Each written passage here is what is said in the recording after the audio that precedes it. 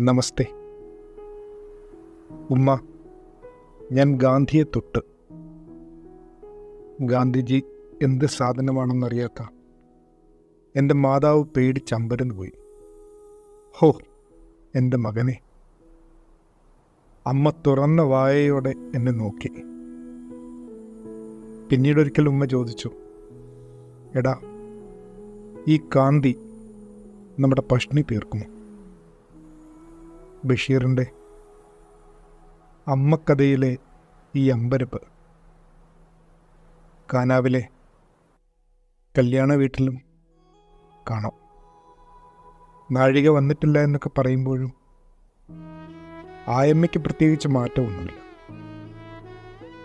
അവൻ പറഞ്ഞതുപോലെ ചെയ്യുക എന്ന് പറഞ്ഞ് അവർ മെല്ലെ മറയുന്നു. ബഷീർ തന്നെ കഥയിൽ എഴുതിയ പോലെ അമ്മ ഒന്നും അറിഞ്ഞിരുന്നില്ല. ചിലപ്പോൾ അറിഞ്ഞ മട്ട് കാണിക്കാറുമില്ലല്ലോ. പക്ഷെ എത്ര കേട്ടാലും മതി വരാത്ത ഒരവസാനമുണ്ട് ഈ കഥയ്ക്ക്. ബഷീറിൻ്റെ ജയിലിൽ നിന്നുള്ള മടക്കം. രാത്രി ബോട്ട് മാർഗം വൈക്കത്തെത്തി. അവിടെ നിന്ന് തലയോലപ്പറമ്പിലേക്ക് നടന്നു. 4-5 മൈലുണ്ട്. നല്ല ഇരുട്ട്, പാമ്പും മറ്റുമുള്ള വഴിയാണ്.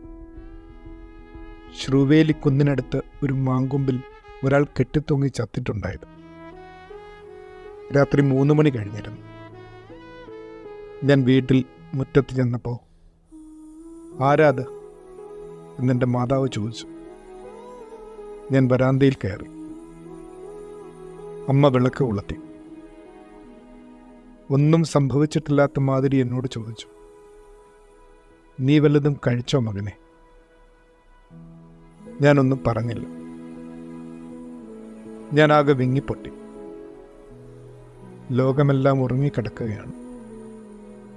എൻ്റെ മാതാവ് മാത്രം ഉറക്കമുളച്ചിരിക്കുന്നു. വെള്ളവും കിണ്ടിയും കൊണ്ട് വെച്ചിട്ട് മാതാവിനോട് കൈകാലുകൾ കഴുകാൻ പറഞ്ഞു. എന്നിട്ട് ചോറും പാത്രം നീക്കി വെച്ച് തന്നു. വേറൊന്നും ചോദിച്ചില്ല. എനിക്ക് അത്ഭുതം തോന്നി. ഞാൻ ഇന്ന് വരുമെന്ന് ഉമ്മ എങ്ങനെ അറിഞ്ഞു? അമ്മ പറഞ്ഞു, ഓ, ചോറും കറിയും വെച്ച് എല്ലാ രാത്രിയും ഞാൻ കാത്തിരിക്കും. നിസ്സാരമായൊരു പ്രസ്താവന.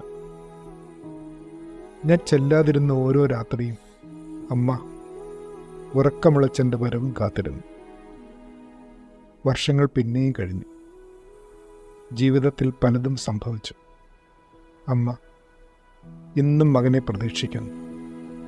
മകനെ, ഞങ്ങൾക്ക് നിന്നെ ഒന്ന് കാണണം. കഥ ഇങ്ങനെ അവസാനിക്കുകയാണ്. ശരിക്കും ഏത് കുരിശേറി ഇറങ്ങി വരുമ്പോഴും അതിൻ്റെ ചുവട്ടിൽ അമ്മ കാണും. അമ്മ മാത്രം കാണും.